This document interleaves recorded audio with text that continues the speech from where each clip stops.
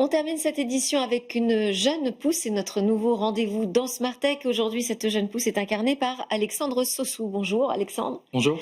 Vous êtes lauréat du programme Leadership, programme spécial IA de Diversity Days, l'association Diversity Days, et vous êtes le fondateur de Modering. Alors, faites-nous un pitch de Modering.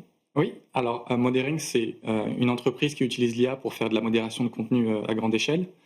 Donc, au lieu d'utiliser des humains, on utilise une IA pour détecter les contenus illicites sur les réseaux sociaux ou sur Internet en général. Ok, alors ça, j'ai envie de dire, il y en a beaucoup déjà des entreprises et des logiciels de modération automatique avec l'IA, je pense aux grandes plateformes numériques, aux réseaux sociaux, qui ont déjà leurs outils. Comment est-ce que vous allez vous différencier?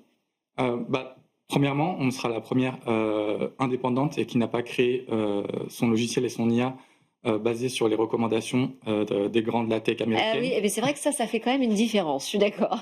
Une très grande différence, C'est-à-dire que vous surtout, n'êtes pas jugé parti. c'est ça. On a basé notre IA seulement sur les lois de l'Union européenne.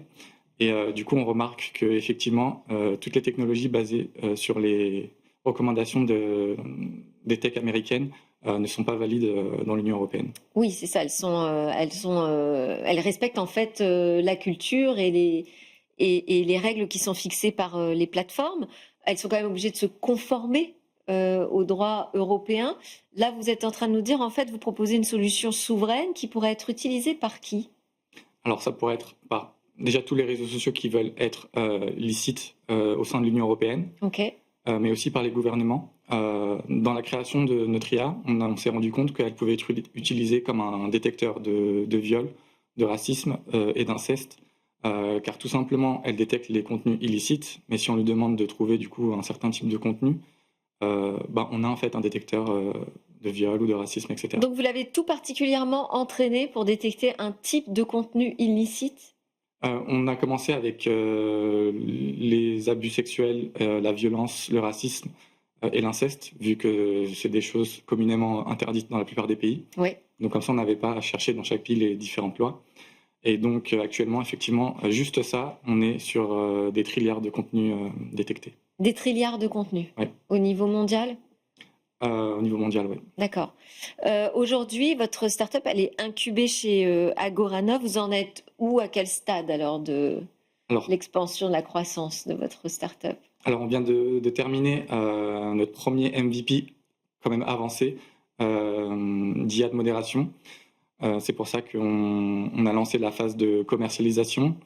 Et du coup, on va commencer une petite levée de fonds voilà, pour s'étendre au-delà des frontières. Ok, super.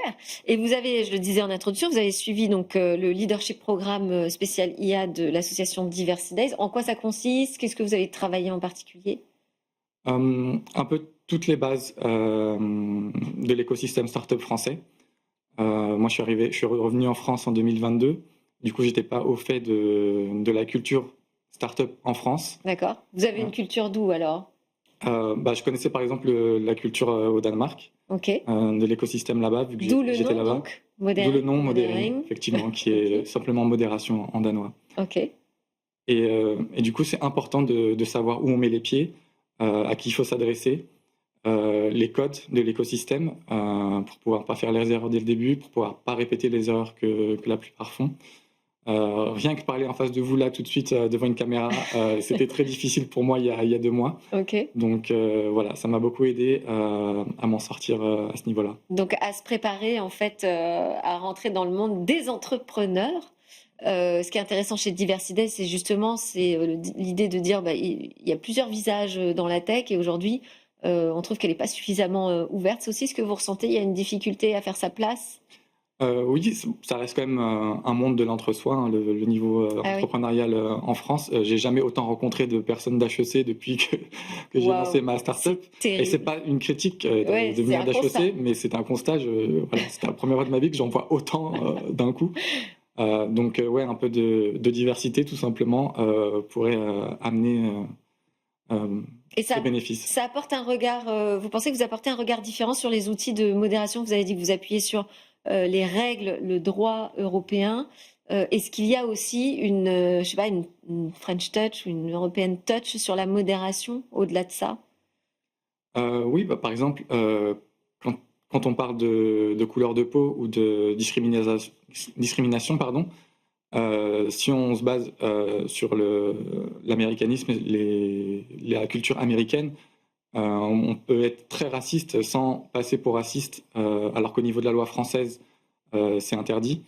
Et bah, on n'avait aucune technologie qui bloquait ce genre de contenu dans nos pays aujourd'hui. Merci beaucoup Alexandre Sossou de nous avoir donc fait découvrir Mothering. On vous souhaite le meilleur. Je rappelle que vous êtes le lauréat du programme Leadership spécial IA de Diversity Days. Et merci à tous de nous avoir suivis. C'était Smart Tech. On a terminé avec un nouveau rendez-vous. On a découvert aussi un super auteur sur l'intelligence artificielle et sa capacité à nous tromper par son langage. À très bientôt. Je vous souhaite à tous une excellente journée.